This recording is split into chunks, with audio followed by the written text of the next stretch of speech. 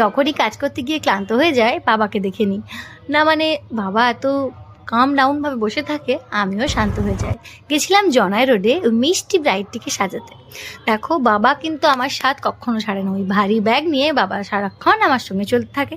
তাই ছোটো ছোটো ক্লিপসগুলো নিচ্ছিলাম, যদিও বা আজকে জার্নিটা বেশ ছিল। বাস, তারপরে রিক্সা, তারপরে অটো, টোটো, পায়ে হাঁটা, কিচ্ছু বাকি ছিল না। একদিনে সব কভার করে পৌঁছে গেছিলাম জনয় রোডে এই ব্রাইডের বাড়িতে। দাদা আমাকে ফেসবুক থেকে বুক করেছিল।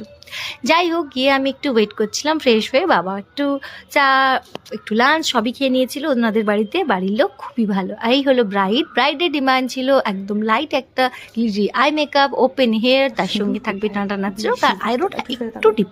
তো সেই মতনই ব্রাইডের কথা মতোই সাজাই আমি। তোমরা জানো আমি ব্রাইডের কথা মতোই সবসময় সাজাই। আর এই হলো ব্রাইডের রিভিউ। ভালো লাগছে যেমন চেয়েছিলে? হ্যাঁ।